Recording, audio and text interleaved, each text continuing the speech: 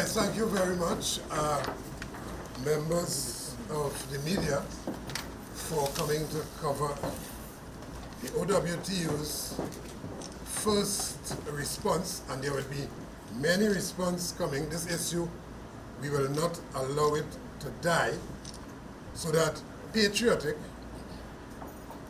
would have made a number of responses over the weekend, but this morning we find it fit and necessary for the Oilfields Workers Trade Union to bring some more perspective to this particular issue.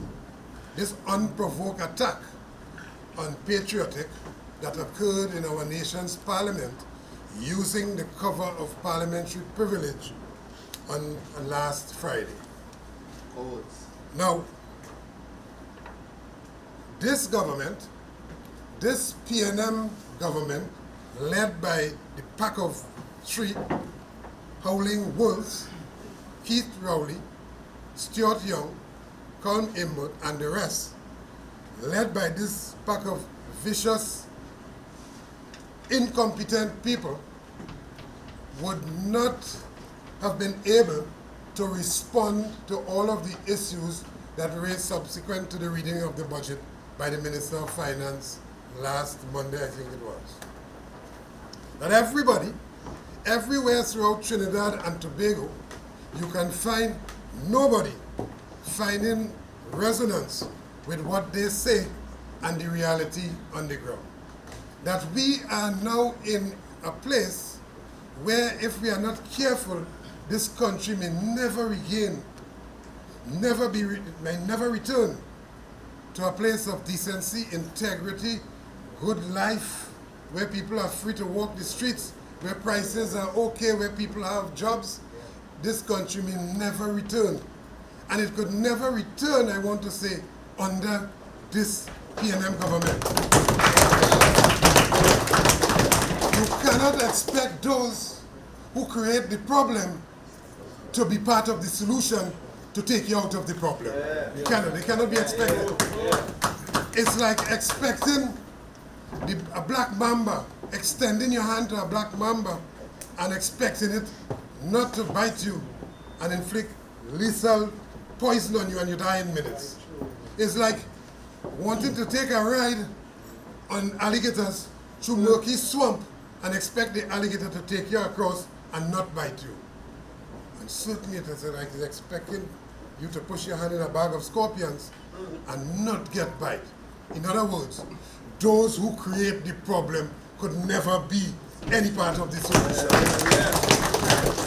They do not have a clue as to how to get the country out of the morass that we now find ourselves in. That there are rampant, unlimited home invasions, where people cannot be peaceful in the tranquility of their own homes at any hour of the day. There are extortions taking place, yes, in this little Trinidad and Tobago. There are murders by contract taking place. Someone can, in this Trinidad and Tobago, can determine that they want to snuff out your life, pay somebody, that person take the contract, and you are history. That is happening. That the criminals have unlimited access to guns and unlimited guns and ammunition, the most lethal weapons that the police don't have, that they cannot protect our borders from illegal migration of criminals into our borders, drugs and guns into our country. They cannot protect it. That you cannot define in this country now police from thief. Police are involved now, as we see, with using the police vehicle in robberies and kidnapping and so on. So you cannot determine who is police and who is thief in this Trinidad and Tobago. And that our roads are so abysmal that when your vehicles fall into a pothole, you have to find a missing car report for the car. You can't find the car. If you are lucky, just record the fact that you're lucky to have your undercarriage damaged. They are not paying for that. Nobody compensates you for that. That there are thousands of jobless people in this country and more people joining the media drive. That the prices are high and rising, and you cannot contend school books and so on, that there's rampant corruption in governance in the country, that you have a situation where there's contract out, or their intention is to contract out the whole public service and have everybody on short-term or 1 month contract, and just now it will go to 1 week and 2 weeks contract and so on. And that while this occurs, there's a level of arrogance meted out to the people in this country. And that they say to the country and to the world that it is not their fault and therefore it's not their responsibility. And what they do, they try to spin everything away from them who has the responsibility. But we are very clear in the Office Workers Trade Union, which is why we have both a duty and a responsibility to bring clarity to what occurred, that unprovoked attack on on our company, Patriotic Energies and Technologies and Services Limited, and of course, through that, an unprovoked attack on the Oilfields Workers Trade Union. And if we have a third eye, we will see that as an unprovoked attack on every decent thinking citizens in this country. Our attempt, a third attempt at trying to respond to and acquire these assets is not just for the OWTU. We could have rocked back and said we just represent workers and to hell with everything else. But that has never been and it will never be OWTU's position. And therefore, in the interest of the people, all of those many thousands, and they are in the hundreds of thousands, who are today without a job, without a bread, without the wherewithal, in a situation where you have all of those things happening and they are taxing you, taxing you, taxing you. It is as though they swore some allegiance or some pledge to put the country under pressure and put its people under pressure. We don't know who they made a pact with. It is as though they made a pact with some pack of demons somewhere, and the country is suffering as a result of the pact that they would have signed up with somebody. And that is why there's spiritual wickedness in high and low places in this country. And if those who are in governance are ungodly, the net result is what we will be suffering. But we are praying people, and Almighty God will guide us out of all of this moral. And we will do whatever is necessary to come out of that, even if we contribute enormously to seeing the backs of these people when the time comes. So I thought that we'd put some context to why he did what he did, in our opinion, why he did that last Friday. You would have seen, you would have heard the leader of the opposition responding to the Minister of Finance reading of that budget, some 5 hours of fluff, 4 and a quarter of which has absolutely no substance, disconnected from the reality of the people, the suffering masses in this country, and spending time to justify why it is that they put the people to suffer. And you'd also recall prior to that, the Prime Minister himself telling the country, and anybody who cared to listen to that statement, that it's not until 2027 we have more suffering to undergo, more pain to undergo. It is as though he is not with the reality that we are in pain since 2015 to present. And all of the pain that we suffer, how much more pain and suffering can the people endure in this country under the hands of these ruthless, uncaring, dictative people? And so they came up with a strategy, and I want to first put that strategy out, and you members of the media, think about it carefully. Why would Stuart Young, why would they choose Stuart Young to come out right after the Honorable Leader of the Opposition would have delivered her response? And this morning I want to tell you, it is because they wanted to shift the focus, grab the headline, remove it away from the reality of her response, which grounded with the suffering of the people, so that as they lead up to election, they don't want the opposition to get any type of credibility for identifying with the suffering of the masses of the people. And therefore, to shift it away from there, what he did is what we responded to, an unpardonable, unforgivable, It's regrettable because we are going to be dealing with him and that. So as a strategy, look what happened. Our research would have we went back and we looked at the 2023-2024, that's last year, reading of the budget. And the person who would have came out first to respond was Minister Foster Cummings. We went back further in 2022, and the person who came out first to respond was Marvin Gonzalez. And then we went back in 2021. The person who came out to respond first, the first person who came out was that fella furthest from the truth, Faris Alwari. He followed the opposition leader. All of them followed the opposition leader, but because they wanted to upstage and to grab a headline and to shift away and in consort with their particular media friends, project some quote-unquote bombshell. That is why he would have did what he did on Friday. One of the reasons. But I want to start by getting into the meat of my presentation this morning by saying to the media, what is a non-binding bid? A non-binding bid, which is what we were invited to respond to, which we did respond to. And you can Google that anywhere, and you will find out. But I just want to put on records here. A non-binding bid is a proposal made by a buyer that outlines terms under which they would be willing to complete a transaction. It allows for flexibility as the buyer can further negotiate the terms, conduct due diligence, or back out of the deal without penalty. Due diligence generally begin when a non-binding offer has been presented to the seller. So you research it and you'll see what I'm saying. We didn't make that up. That constitutes in its essence a non-binding bid, so that due diligence can follow the submission of that bid. And so we would have done just that. In our expression of interest, everybody knows that we would have won the bid fair and square on the basis of merit the first time around. Beating back in the interest of the people, beating back some, 76, 75 other contenders internationally as OWTU, your local patriotic energy technology.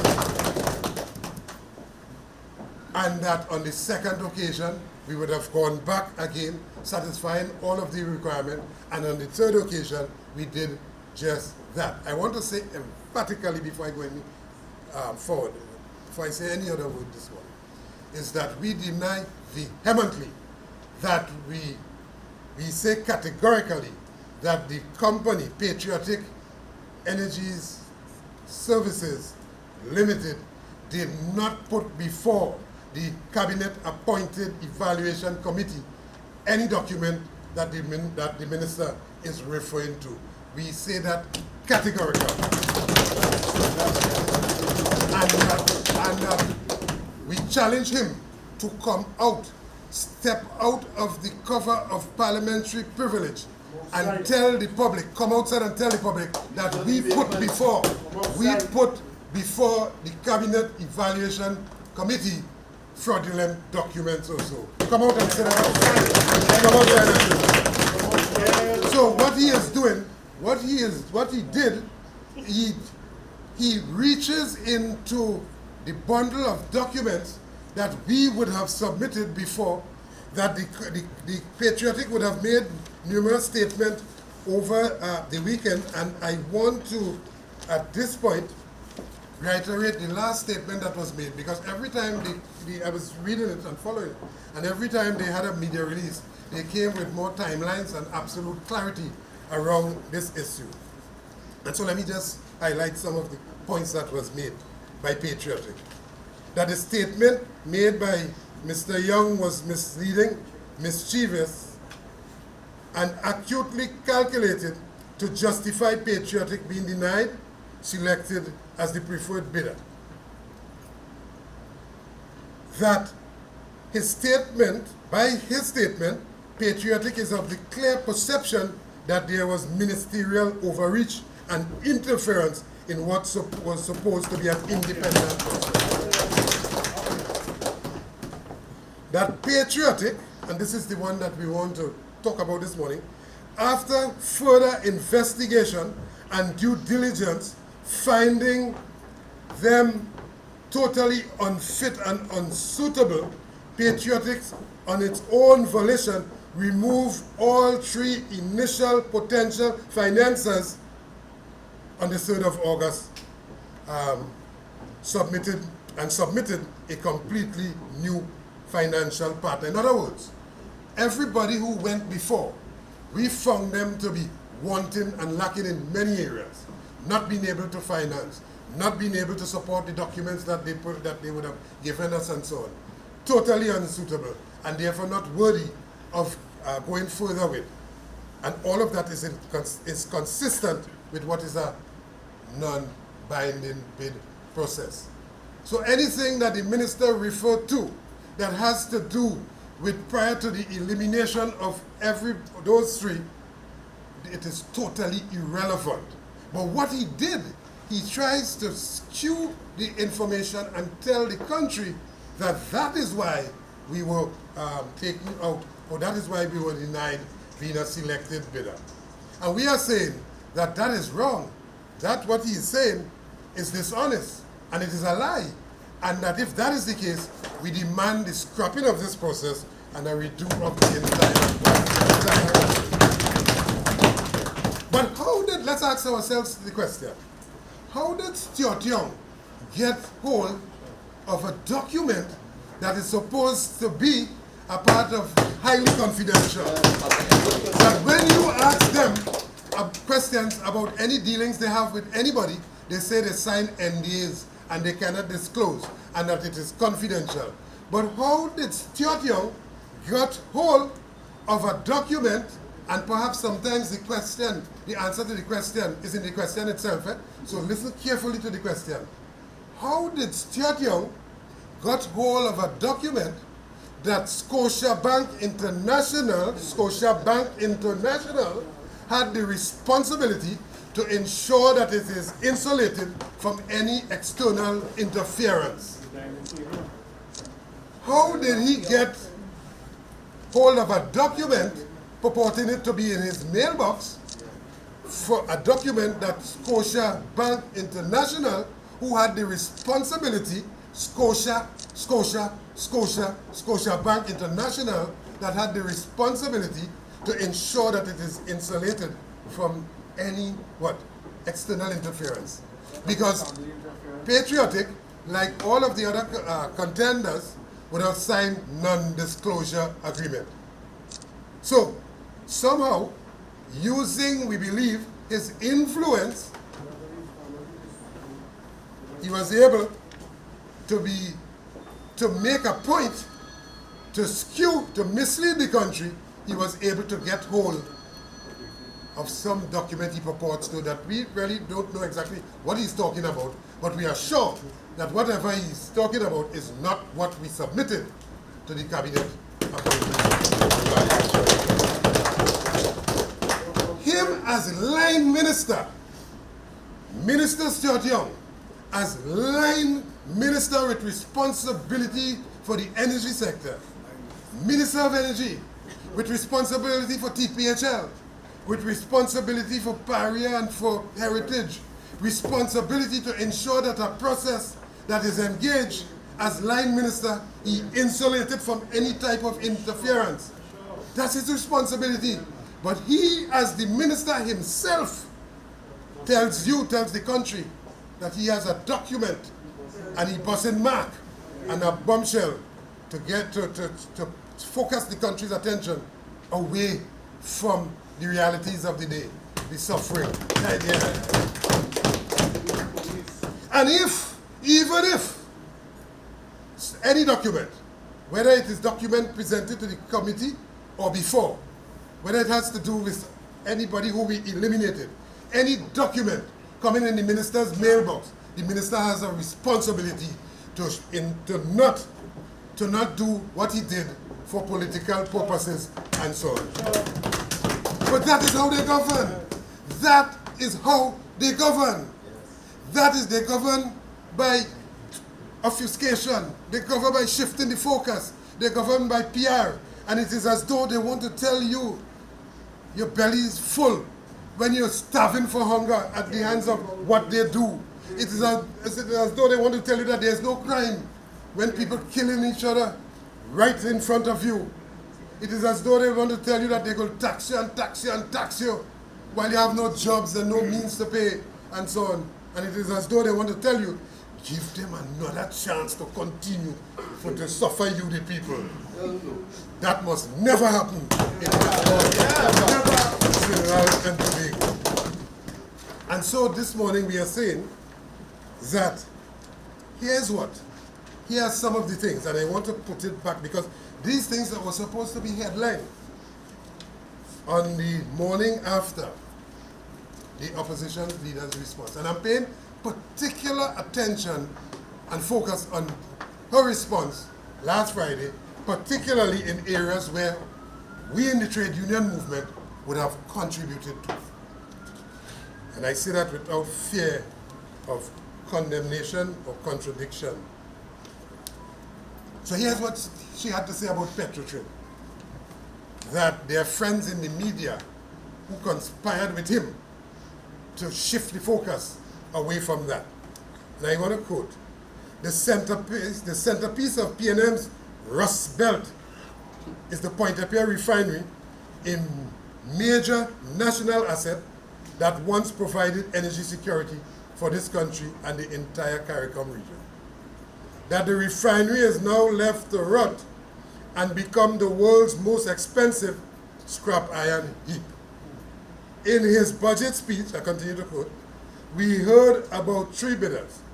None of these companies are known to have any track record in the refining industry.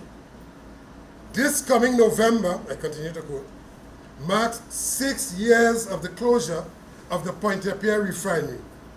This is 6 years of depreciation of the refinery's assets. Did the cabinet decision to close the refinery consider the impact of 6 years of depreciation in its economic analysis? 3 attempts to find a buyer for the refinery have failed. From 2006 to 2014, some 1.6 billion US dollars was spent on the upgrade known as GOP. This money is now lost. Maybe the approach to restarting the refinery has to change. We on this side commit to restarting the refinery.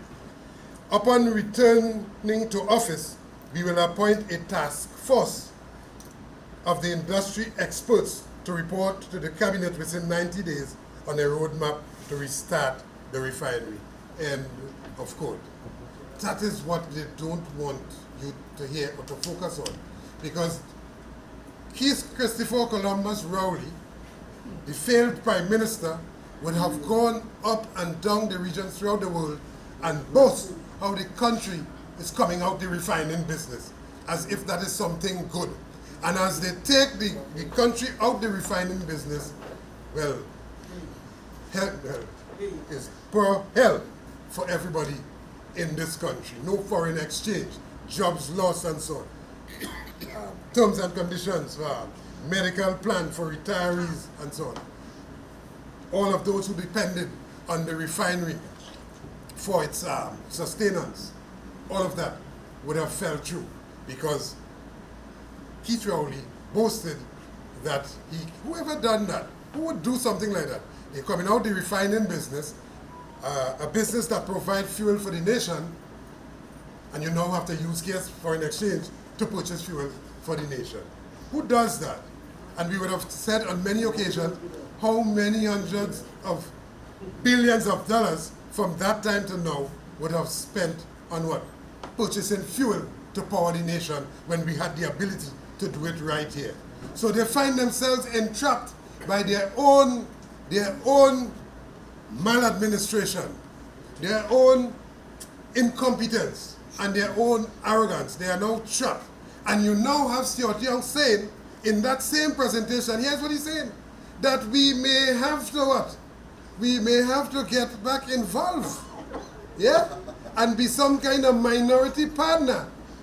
That is vindication of the oil fields workers trade union. We are vindicated. So, the scrappiron, as they describe it and so on, that we alone know the value of because it goes much deeper than just jobs. He's now saying that we may have to get back involved and that a responsible government can't allow that to continue if they don't get a bidder. A responsible government would not have taken that off the coast. They are anything but responsible and competent and so on. And I often make the point Trinidad and Tobago. And maybe people are too busy trying to respond to their basic needs every day, trying to just eke out a living, trying to make a day work, trying to survive, that they don't realize that there's an indelible connection with failed government policies. There's a connection with corrupt government policies. There's a connection with bad government policies. All of the above contribute to the suffering of the masses. When a government has failed economic and energy policies, it is the people that suffer. Because if you have less revenue, it is the people who suffer as a result of that. And with this government, this fella called Stuart Little, this fella called Keith Rowley, and this fella called the leprechaun, the Minister of Finance, as they get less to collect in taxes, less in revenue because of their failed policies, they take it out on the people. So you have police now are tax collectors, ticket for if you light not lighting, traffic wardens are tax collectors, license officers are tax collectors. All of them have a mandate to bring in the money. Bring the money, no matter how much suffering it is. No matter if the road bad, you bring the money in. Because Imbot need that money. And if Imbot don't get that money, Imbot will make sure that you get pressure. You're not working if you didn't give ordinary, hapless citizens tickets and so on. So they have their ticket books to empty when the day come. They are tax collectors of the government and so on, indiscriminately giving out tickets in a situation where the road is bad, but the bad road make your vehicle worse, and they expect you to have a vehicle, a good working vehicle in this scenario. And they cannot fix the road fast enough because the refinery that produced the bitumen has been off for 6 years and so on. And they now have to find money for an exchange now to buy bitumen when we was producing it. What kind of nonsense? These are what I want to use them. I'm not going to use it this morning. What kind of government is that? Government by VAPs. And they are anything but caring. But I want to continue to make the point, Trinidad and Tobago. People don't often make that connection. But you know what? You are now forced to make the connection. Because of what? Because of your circumstance.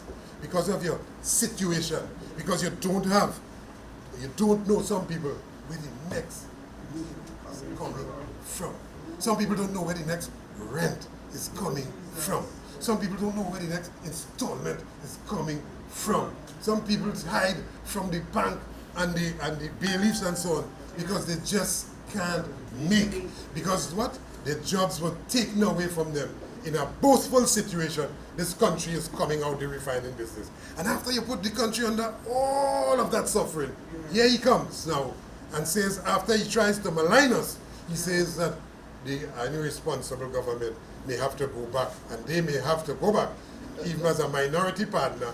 So they want to choke, while they're not looking, get back into the refining business, something that they should not have done coming out in the first place.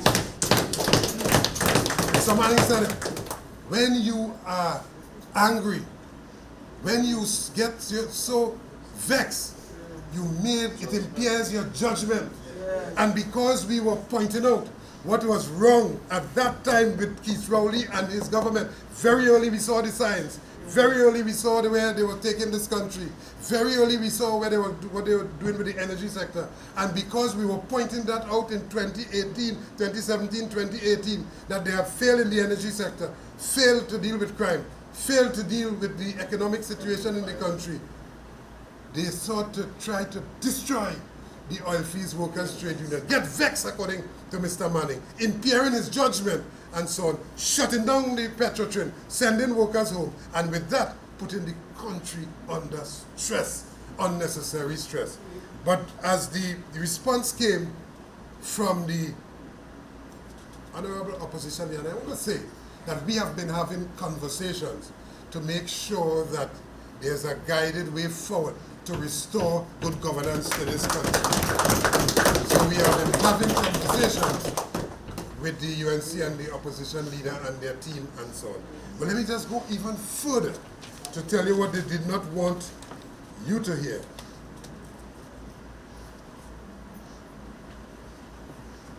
And here's a statement, I'm quoting again. After 9 meetings of intense dialogue with the executive leadership of the Joint Trade Union Movement, the Oilfields Workers Trade Union, Seamen and Waterfront Workers Trade Union, National Trade Union Center, and National Union of Government and Federated Workers, NUGFW, we have created the UNC's Workers' Agenda, which aims to restore prosperity to the working class. The important thing there, the important element there is after 9 meetings and intense dialogue with those groups of people. The UNC Workers' Agenda contains critical commitment to the incoming government to holistically enrich, empower, and develop the way of life of our nation's working class citizens. The UNC's Workers' Agenda is built on some core commitments to our nation's workers and trade unions. And I continue to quote. 1, the UNC rejects the unjust 4% and 5% imposed upon all state sector workers and commits to engage in free and fair collective bargaining through the office of the CPO. 2, the UNC is committed to creating a living wage to ensure that all workers can earn sufficient salaries to support themselves and their families comfortably. 3, the UNC is committed to amending the Trinidad and Tobago Revenue Authority legislation for the PSA's union successorship to ensure representation of the TTRA workers. 4, the UNC will oppose the proliferation of contract work in the public service, statutory bodies, and state enterprises. That is a direct one from our input. The UNC will facilitate the recognition of trade unions that have applied for recognition status at state companies based on tripartite arrangement and expert advice from the International Labour Organization. And I dare say on that one, right now we have a number of, it's not that workers don't want to join in, but they are stuck in a process that is geared to facilitate the government and employers. So workers don't get representation because the mechanism to get recognition status, RMU status, is held up in some sort of convoluted, confusing process aimed at supporting the employer and denying those workers representation. And that, along with the others, came out of discussions bringing to the fore the problems that we experience currently that a PNM government will never, ever fix. The UNC commits to a holistic review and modernization of the Industrial Relations Act by the Cabinet Legislation Review Committee. They have for 9 years and counting in their possession a comprehensive packet after discussion to review and make changes to the IRA, and they failed to do that because their focus is not on workers, their focus is not on working people, ordinary people in this country. Their focus is on big business to make the rich richer. The UNC will propose legislation to introduce the criminal offense of corporate manslaughter.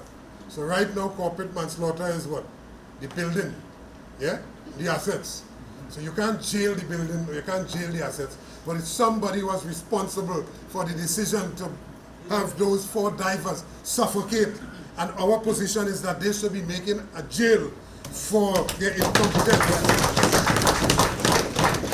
But the PNM government shield them and make sure and they protect them. And you know what? They are still there to do what? To kill again, to cause snuff out the lives of unsuspecting workers. The UNC will facilitate the discussion of providing a contributory pension plan for daily paid workers. That's something that they don't now have.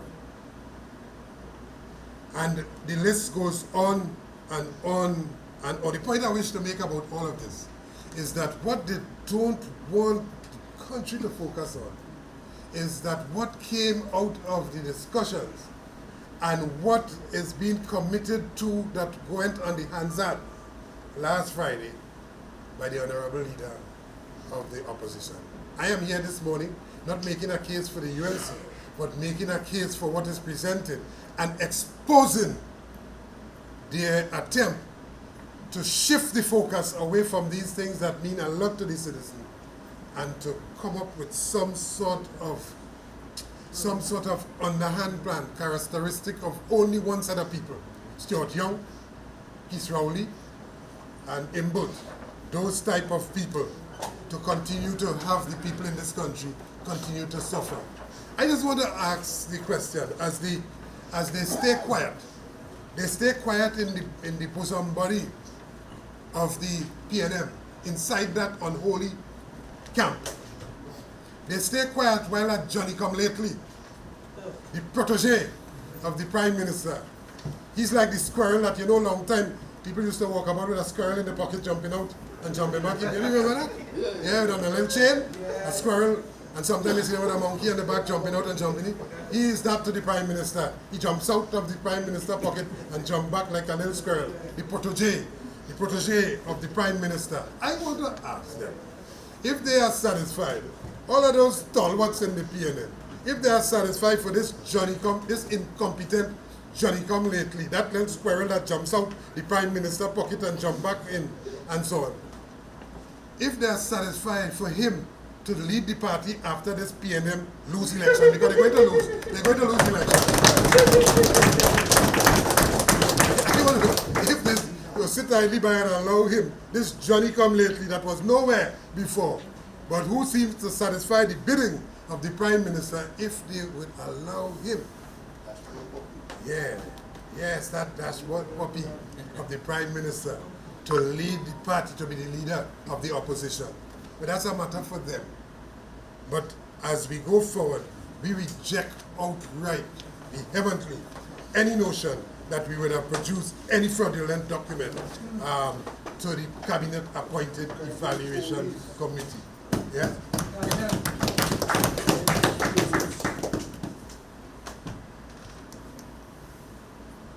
And so they now have to back him up.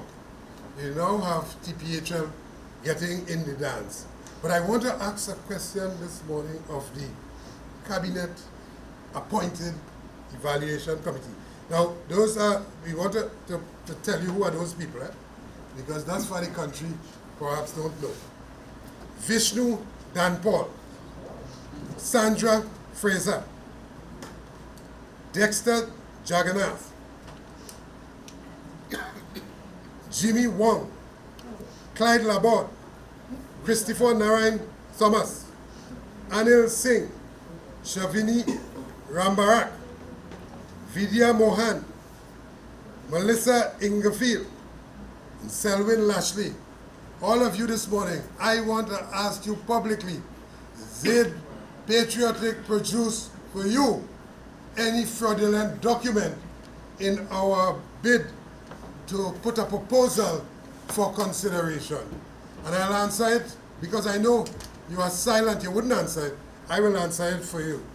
The answer is an absolutely no. We did not. We did not. And therefore, what we have seen is ministerial interference and ministerial overreach, engaging in a process for which he has the overall responsibility for it to remain ironclad, interfering in the process and so on, and making statements under the cover of the parliament to give the impression that we would have sent to or produce to you, that cabinet-appointed evaluation committee, fraudulent document. Any reference to anything prior to, at the initial stages, is irrelevant and totally should be rejected and discarded. And so this morning we are saying that we call for, we demand, on the basis of the injustice that was meted out to the patriotic and OWTU, and through patriotic and OWTU, the people of this country. Because if they can do us that, imagine if they're allowed to get away, they will do anybody, anything, at any time. They have damaged the democratic institutions and so on. All of your democratic institutions to protect you from government interference and government excesses. They have interfered with all of those things. And now you have in an independent process, the minister, the line minister, coming to the parliament and making such an atrocious statement. And so you did not hear him say anything about Jindal when we spoke about Jindal. You just Google Jindal and you will see all kinds of things coming up. Jindal that they had in the diplomatic center. So they defend that. They didn't say anything about that. Those selected bidders, you didn't hear them say anything about it. Just Google that and you will begin to find out who are their preferred selective bidders. But you can use your influence as the minister to interfere in an independent process and say to us that it was what? In your mailbox. A lot of nonsense. But I want to say this morning that OWTU has a mailbox. We have a mailbox. And that people don't like, despite the fact that they are sycophants and people will support to their own detriment, what the PNM is doing, what Stuart Young is doing, what Dr. Keith Christopher Columbus Rowley is doing, despite that there are people who support what Imbut is doing, against their own interests. There are honest people in this country who has information and who support what we are doing, because what we are doing is in the interest of truth and justice. And in that regard, since this thing broke on Friday, we have gotten in our mailbox information about who purporting, and I'm saying it very carefully, about who would have trying to induce some people somewhere in the government to get favor, to be chosen as the preferred bidder. And at the appropriate time, because we're doing our due diligence on this. Yeah, we're doing our due diligence on this. And at the appropriate time, we're going to release that and you will know who wanted to or either paid who influenced, who induced who to be chosen as the preferred bidder. Dear Mr. Roget, the covering letter, and like they don't want, the person don't want you to trace the typewriter or the computer. Yeah? So I guess they probably handwritten, this is handwritten, they probably put on gloves to do that. Yeah. Dear Mr. Roget, I would like to bring to your attention confidential information which is contained in these documents. Yeah? I have not attached my name or contact to any of these documents contained here due to fear of being victimized and identified and vilified in the public domain. Once again, handle with due care. They even signed it, they look like they rush off as they write this.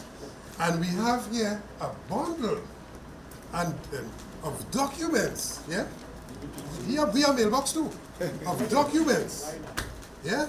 That has to do with allegations of inducements for party financing, for when the time comes, party financing, but inducements to be chosen as a preferred bidder. I want to make it clear, we haven't done our due diligence as yet.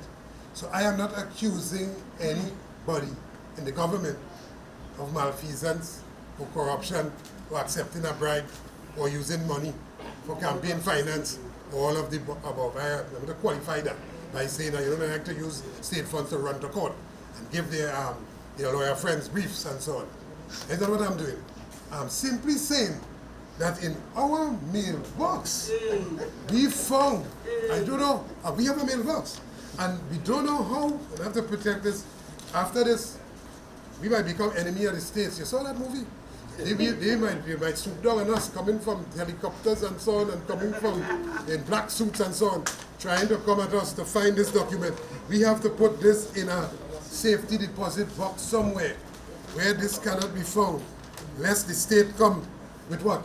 Warrant and so on to break into our building to get this. So this has to be we have to hold this real close, because in our mailbox, there are things that talks about certain things that are not nice, Trinidad and Tobago.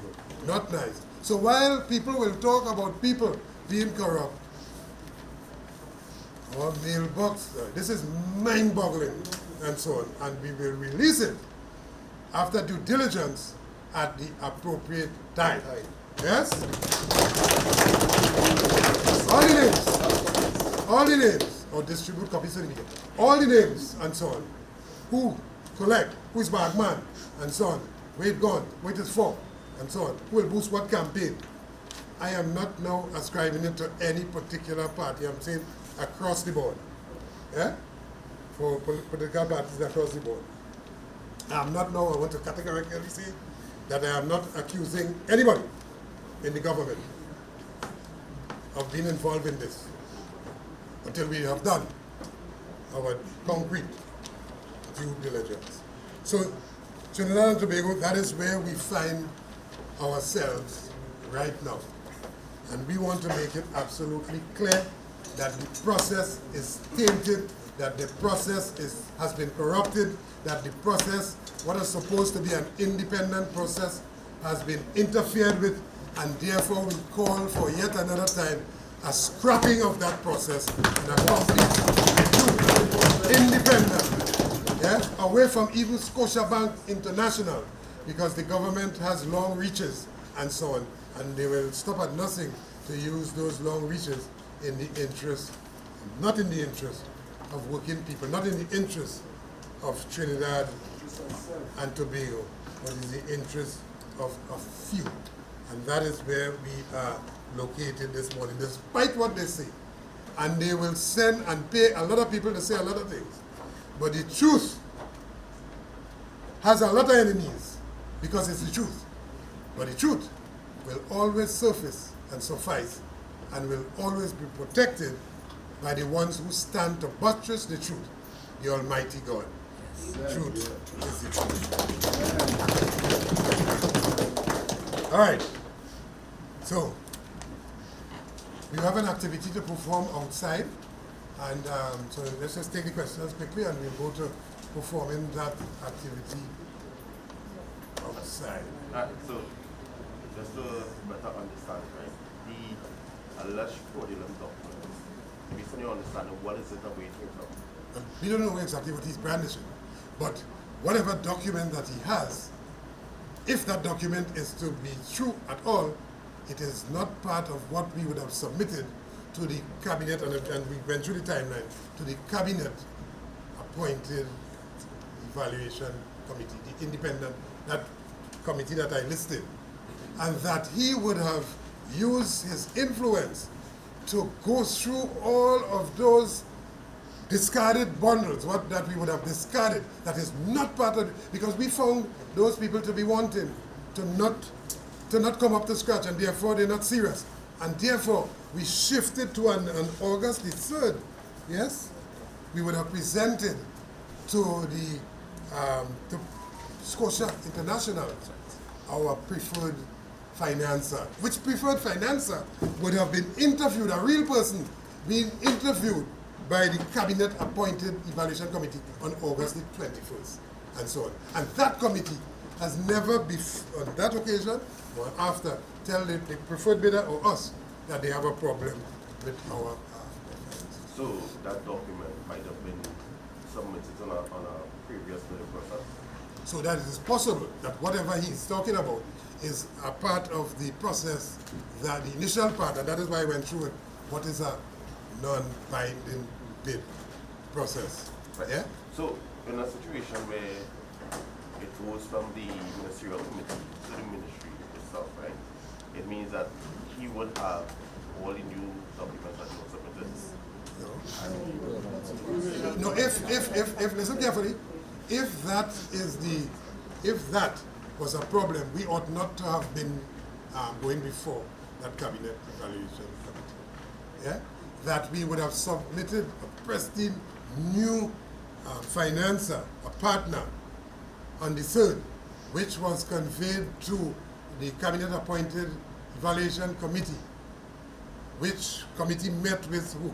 With the said financer, which is what we was evaluated on. But you want to give the impression that whatever he has was the reason why we were taken out, and that is disingenuous, and that is false, furthest from the truth, and that is wicked and vexatious, and we must call it out for what it is. So he feels that he gets all the benefit by skewing this thing away from what the Honorable Leader of the Opposition was saying, and going to now and focusing the country's attention on this. And that exposed now, it exposed the porous nature of the process. Yes? Yeah. I also want to mention too, in our proposal, unlike any other proposal, the government owes the Petrotrin workers' pension plan some 4 point plus billions of dollars. Yeah. Billions of dollars, which now the Petrotrin pension plan is in jeopardy. And if they do not fund that deficit, which deficit would have been taken up by an ongoing and active company, Petrotrin, over time, they would have written down that deficit. But which deficit will only increase as people reach retirement age and begin to withdraw their pension. You have less to go around, and therefore the deficit gets bigger. And therefore, it puts the pension fund in jeopardy. But the Patriotic, in its proposal, would have also submitted a proposal to address that. That is to say, that once Patriotic is operating that refinery, they will take care of that debt. And therefore the government is part of the proposal. And additionally, restore the medical plan and all of those things. Because an operating refinery will need a hospital, emergency centers, and so on. And all of our retirees will be able to get that which was guaranteed in their terms and conditions upon retirement, and so on. And so that's part of the proposal. But they wouldn't talk that. So vindictive they are, so wicked and spiteful they are, that they will disregard that and try to make it appear as though we did not meet the qualification. We met the qualification on the first time, we met it on the second time, we met it on the third time, and we got qualification any day. Because we are the ones, the only ones who know how to start, restart, and operate that refinery safe and in the interest of all of the Salvador Lashley was. Yeah, he's part of yeah. And he's also board member of PPH, right? And you're saying that the committee also have known that that document wasn't submitted, right? Yeah, but let me just say to you before that. Yeah. I am the President General of the OWTU. You have members of the OWTU who are directors, all of which sign, not me, all of them sign what? Non-disclosure agreements. And in a situation where non-disclosure agreements are signed, people ought to be very, very careful and judicious in how they operate, regardless of what position they're in. Okay? So, TPHL, which TPHL is. Which Mr. Lashley is a director, sent out a media release saying that their receipt of the alleged wire transfer of 1.5 and now they sent it to their legal advisors. Yeah, well, we're talking with our legal advisors too as to what happened, what Stuart Young did, and for a recall of this process. So we're talking with legal advisors also. So we expect them to say and do all kinds of things. We don't have an issue with that. But that again, we want to make the point that categorically, at the stage on August the 3rd and August the 21st, what was to be considered, which was submitted by the Petrotrin, was nothing that they are referring to. And if it is, they are saying that that is what caused them to take us out. But then now we have a real problem. Because by his actions, we are seeing where that whole process is tainted, contaminated. So, could it be that they were saying that a fraudulent document was found in a previous bill and they use it to affect the last one? I don't know what they're saying. That is not what he's saying. Due diligence ought to be done.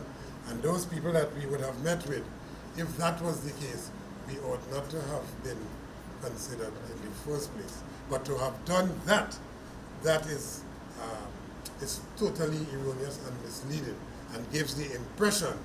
You see, what they were doing now, they're scrambling now for responses all over the place because they did not expect us. Drop a bombshell, get away from, remove the focus from Kamala and so on, and from what the content of what is said, remove the focus from the pain and suffering, and shift everything, drop a bombshell, and go on the merry way. They did not expect the response because we have the timeline, and we are there. And all the other law-abiding contenders also ought to be very concerned as to how they pitch you out of that process.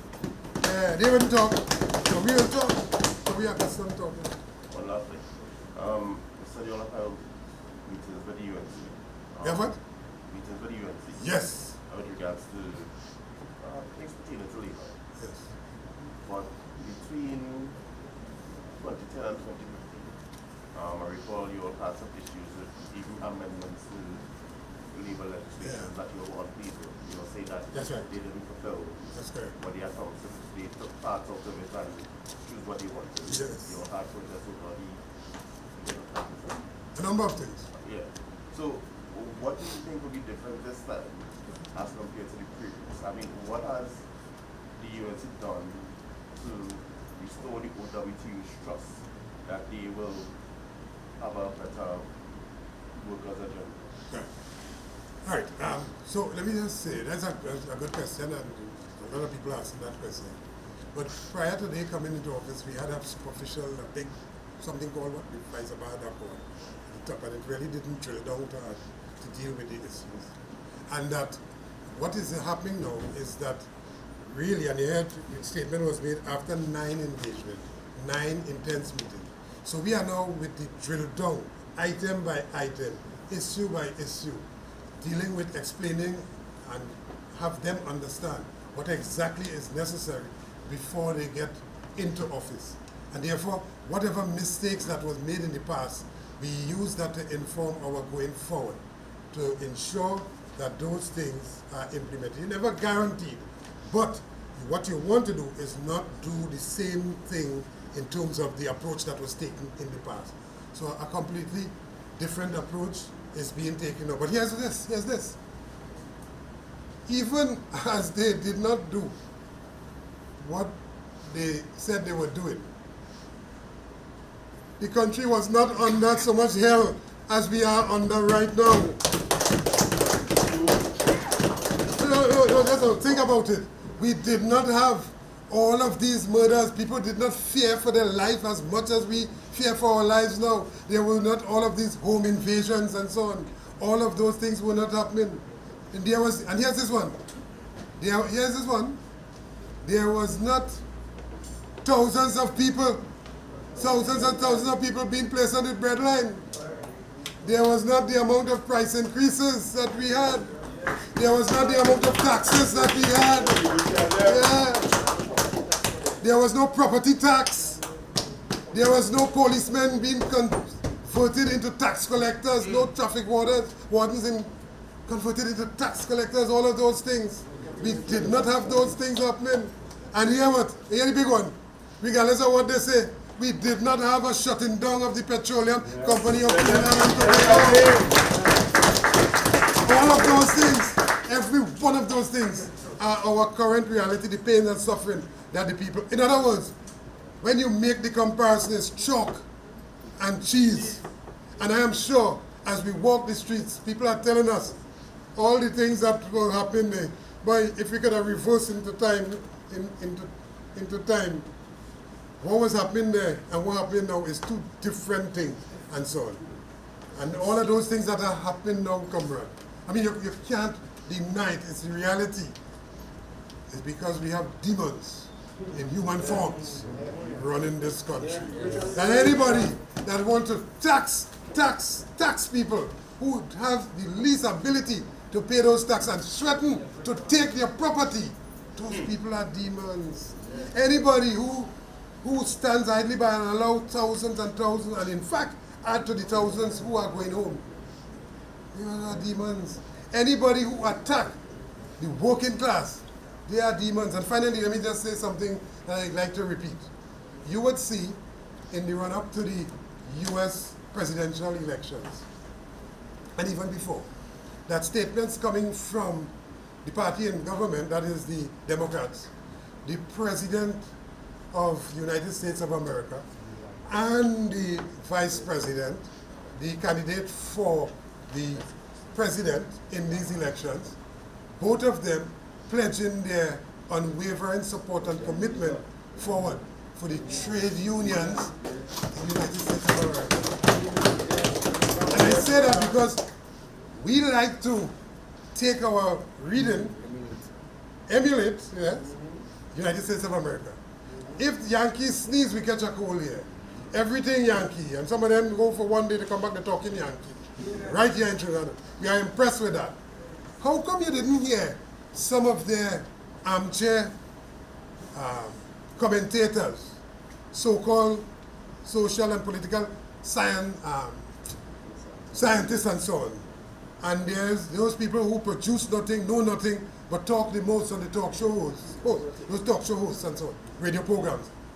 Those hatchet men that are sent by the government to push the government line. How didn't you hear them saying anything about that? Because they said clearly, both the Vice President and the President, that the middle class built the United States of America, that the trade unions built the middle class, and that they must protect the trade unions. Yeah. The seat of capitalism, the world's biggest economy. You have the leader of that economy, of that country, saying that. But you know what? Let me just leave you with this. If you had heard both of them saying that the trade unions are responsible for high prices in the United States of America, that the trade unions are responsible for America in problems and all of the problems, that the trade unions are responsible for all of the chaos in America, yeah? You would have heard those armchair commentators and so on, those social scientists and so on, those hatchet men, the talk show hosts who carry the P&M line, you would hear them echoing that. But not one word you hear them say about, make that statement. And in any event, in the United States of America itself, in Europe, United Kingdom, in South America, across the world, wherever there is injustice, people rise up and people stand up in defense of their own interests. And I want to say to the criticizers, and some of them even come from members of the media, those trade unions, the Teamsters, the big unions in the United States of America, one election they support this president because they feel that their interest is being served there, and on another election they support this president. And that's to your question there. So they change their support and endorsement on the basis of where they feel the interest of their members and working people and working class lives. Yeah? So there's nothing wrong with that. So anybody telling anything to the contrary is a person who has a banana republic type of, colloquial is the word, type of thinking, yeah, minute type of thinking, imprisoned by race and other considerations because they don't want to see the country liberated from the hands of this ruthless, vindictive, slave, evil P&M government. Well said. Thank you very much. So we want to go and perform that activity quickly. Outside. Let's get this.